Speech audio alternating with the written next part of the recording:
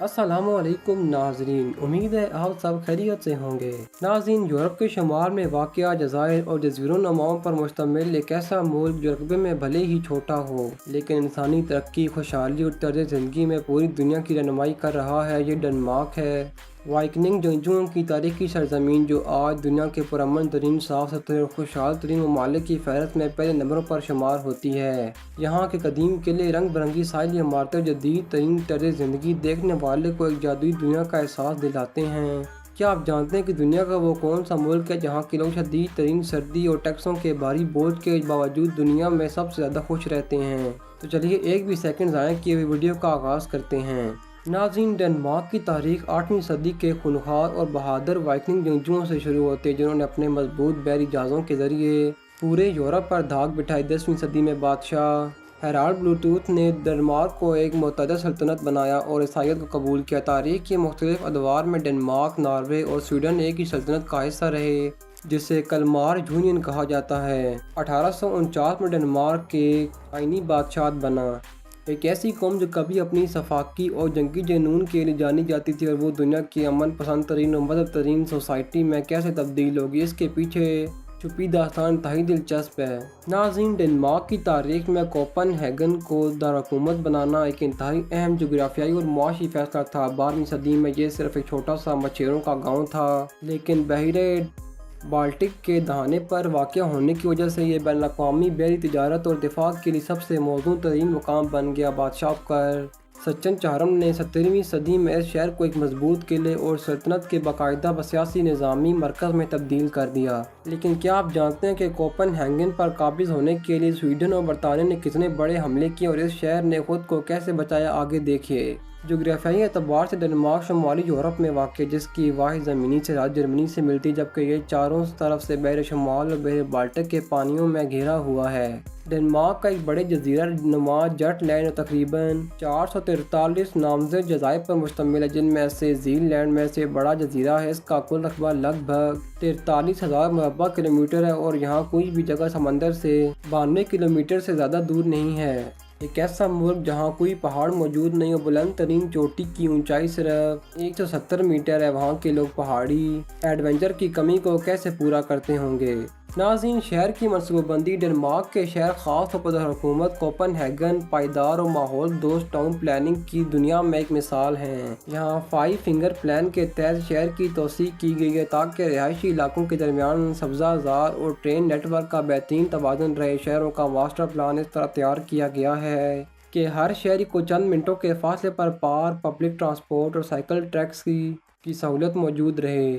नाज़रीन, एक ऐसे दौर में जहां शहर गाड़ियों के धुएं से भर रहे हैं, कोपनहेगन ने दुनिया का सबसे बड़ा कार फ्री जोन और साइकिल फ्रेंडली नेटवर्क कैसे बनाया, इसका राज आपको हैरान कर देगा। नाज़रीन, डेनमार्क का मौसम मुतदल समुद्री है, जहां सर्दियां लंबी और तारीख होती हैं, जबकि गर्मियां मुख्तसर लेकिन इंतहाई खुशगवार होती हैं। गर्मियों जून से अगस्त में दर्जा हरारत 20 से 25 डिग्री के दरमियान रहता है और दिन के उजाले का दौरानिया 17 घंटे तक पहुँच जाता है, जो सियाहत के लिए बेहतरीन वक्त माना जाता है। सर्दियों में दर्जा हरारत 0 के आसपास रहता है और दिन बहुत छोटे हो जाते हैं। सर्दियों के इन तारीख और उदास महीनों में खुद को डिप्रेशन से बचाने के लिए दानिशकारों ने कौन सा ऐसा फ़लसफ़ा ईजाद किया जो आज पूरी दुनिया में मकबूल हो रहा है? नाज़रीन, डेनमार्क की कुल आबादी करीबन 6 मिलियन 60 लाख के करीब है। यहाँ आबादी का निज़ाम बहुत मुतवाज़न और शरह ख़वानगी 100% है। आबादी का एक बड़ा हिस्सा कोपनहेगन और इसके मज़ाफ़ात में रहता है। हालिया दहाइयों में डेनमार्क में दुनिया भर से आए हुए तारकीन वतन की तादाद में भी इजाफा हुआ, जिसने यहाँ की सोसाइटी को मतनू बनाया है। नाज़रीन, अगर बात करें इस मुल्क में बोली जानी ज़ुबानों के बारे में, तो डेनमार्क की सरकारी और कौमी ज़ुबान दानिश है, जो एक जर्मनिक ज़ुबान और लिखने पढ़ने और रोज़मर्रा ज़िंदगी में इस्तेमाल होती है। ताहम तालीमी निज़ाम के आला मयार की वजह से डेनमार्क की 86% से ज़ायद आबादी अंग्रेज़ी ज़ुबान रवानी से बोल और समझ सकती है। यही वजह है कि यहाँ आने वाले गैर मुल्कियों को ज़ुबान के हवाले से कभी किसी बड़ी मुश्किल का सामना नहीं करना पड़ता।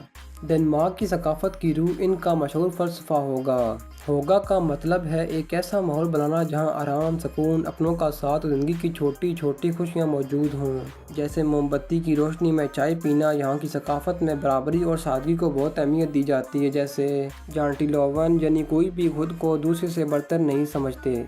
ناظرین، ڈنمارک کی اکثریت سرکاری طور پر عیسائیت سے وابستہ ہے، لیکن علمی اور عملی طور پر ڈنمارک کی سوسائٹی ایک سیکولر سوسائٹی ہے جہاں مذہب کو انسان کا ذاتی معاملہ سمجھا جاتا ہے۔ اسلام ڈنمارک کا دوسرا بڑا مذہب ہے جو تارکین وطن کی وجہ سے یہاں تیزی سے ابھرا ہے اور ملک میں مکمل مذہبی آزادی اور ہم آہنگی پائی جاتی ہے۔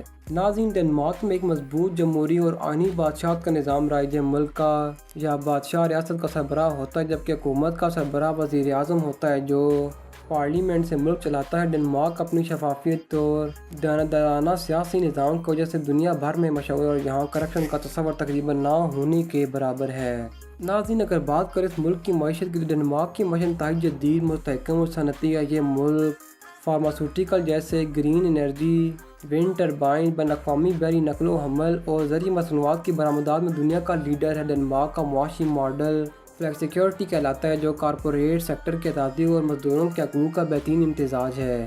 ناظرین، ڈنمارک دنیا کے مہنگے ترین ممالک میں شمار ہوتا ہے اور یہاں کا ٹیکس نظام دنیا میں سب سے سخت ہے۔ جہاں ایک عام شہری کو اپنی آمدنی کا 45 سے 55% تک ٹیکس دینا پڑتا ہے۔ گھروں کے کرائے، خوراک اور خاص طور پر گاڑیوں پر ٹیکس بہت زیادہ ہیں، لیکن اس کے بدلے حکومت شہریوں کو جو لائف سٹائل دیتی ہے وہ بے مثال ہے۔ ناظرین، تعلیمی نظام ڈنمارک کا تعلیمی نظام دنیا کے بہترین اور جدید ترین نظاموں میں سے ایک ہے۔ یہاں اسکول سے لے کر یونیورسٹی تک کی عمانی شہریوں کی طرح تمام یورپی شہریوں کے لیے بالکل مفت ہے۔ یہاں کا نظام رٹا لگانے کے بجائے تنقیدی سوچ، تخلیق کاری اور گروپ ورک پر زور دیتا ہے۔ اسکولوں میں بچوں کو نمبروں کی دوڑ میں شامل کرنے کے بجائے ان کی شخصیت سازی پر توجہ دی جاتی ہے۔ اعلیٰ تعلیم اور ریسرچ کے میدان میں ڈنمارک کی یونیورسٹیاں عالمی رینکنگ میں نمایاں مقام رکھتی ہیں۔ یونیورسٹی آف کوپن ہیگن یورپ کے قدیم ترین معتبر ترین اداروں میں سے ایک ہے جہاں سے کئی نوبل پرائز جیتنے والے سائنسدان نکلے۔ اس کے علاوہ ٹیکنیکل یونیورسٹی آف ڈنمارک اور آرہس یونیورسٹی سائنس اور انجینئرنگ کے میدان میں دنیا بھر میں مشہور ہیں۔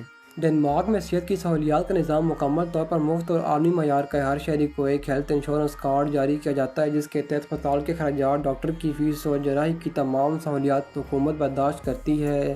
ڈنمارک کی ٹرانسپورٹ کی دنیا میں سب سے بڑی خاص بات یہاں کا سائیکل کلچر ہے۔ کوپن ہیگن میں پبلک ٹرانسپورٹ جیسے میٹرو اور ٹرینیں تو موجود ہیں، لیکن آبادی کا 60% سے زائد حصہ روزانہ اسکول، کالج، دفتر جانے کے لیے سائیکل کا استعمال کرتا ہے۔ یہاں کی میٹرو ٹرینیں مکمل طور پر خودکار بغیر ڈرائیور کی چلتی ہیں اور 24 گھنٹے سروس فراہم کرتی ہیں۔ ناظرین، کوپن ہیگن کے وسط میں واقع ایسٹرو گیٹ یورپ کی طویل ترین پیدل چلنے والی شاپنگ اسٹریٹ میں سے ایک ہے۔ کلومیٹر سے زیادہ لمبی اسٹریٹ پر دنیا کے تمام مہنگے ترین لگژری برانڈ، روایتی ڈیزائنز کی دکانیں اور بہترین کیفے موجود ہیں۔ یہاں اسٹریٹ پر فارمرز اور فنکاروں کے رنگ برنگے جوش و خروش ہر وقت سیاحوں کا دل موہ لیتے ہیں۔